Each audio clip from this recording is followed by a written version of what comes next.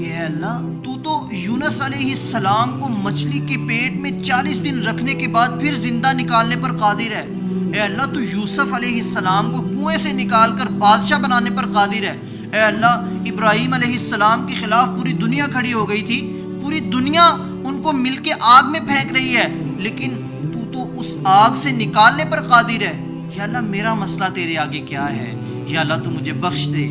رمضان المبارک کا یہ مبارک مہینہ چل رہا ہے کہ جس میں اللہ رب العزت اپنے بندے کی ہر دعا قبول فرماتے ہیں۔ آپ کو میں آج کچھ ایسی دعائیں بتانے لگا ہوں، میری یہی گزارش ہے کہ آپ وہ دعائیں اللہ رب العزت کے سامنے راتوں کو اٹھ کے اللہ رب العزت کے سامنے گڑ گڑا کر مانگیں۔ اللہ رب العزت سے جنت کا سوال کریں کہ اے اللہ مجھے جنت الفردوس عطا فرما، مجھے جہنم سے نجات عطا فرما۔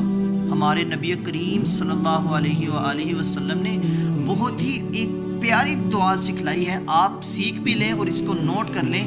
اللہم انی اسألک الجنہ، اے اللہ میں تجھ سے جنت مانگتا ہوں، وما قرب الیہا من قول وعمل، اور ایسے قول اور عمل جو مجھے جنت کی طرف لے جائیں۔ اگر یہ دعا قبول ہو جاتی ہے تو ہم عمل ہی اس طرح کے کریں گے جو ہمیں جنت کی طرف لے جائیں، جو ہمیں جہنم سے دور لے جائیں۔ ایک بہت ہی پیاری حدیث اللہ کے نبی کریم صلی اللہ علیہ وآلہ وسلم نے اس کے اندر دعا سکھلائی، اللہم ارزقنی حبک، اے اللہ مجھے اپنی محبت دے دے۔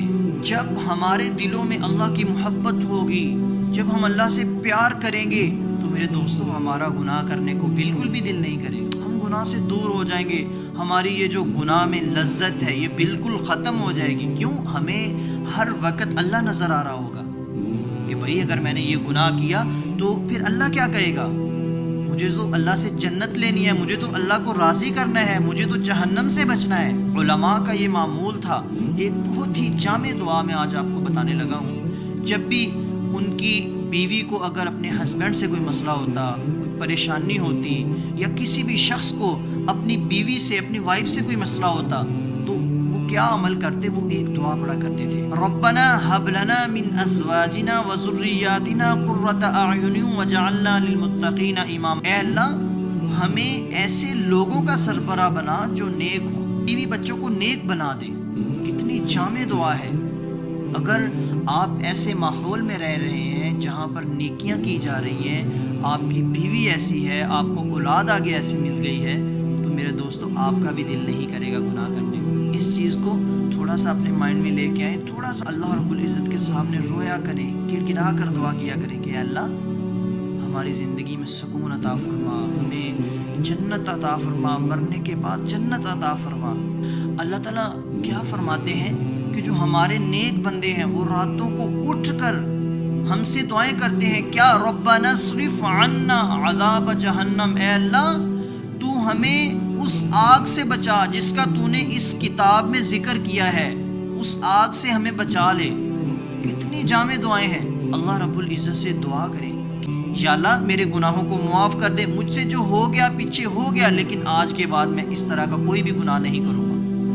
میرے دوستو اللہ رب العزت کو اس طرح یہ ریفرنس دے کر، اس طرح کر کے، اے اللہ تو الجبار ہے، تو القہار ہے، تو لطیف ہے، تو دلوں کو جاننے والا ہے، دلوں کو میں جو بید ہیں ان سب کو تو جاننے والا ہے۔ یا اللہ میرا مسئلہ تیرے آگے کیا ہے؟ اللہ رب العزت سے اس طرح دعائیں مانگیں۔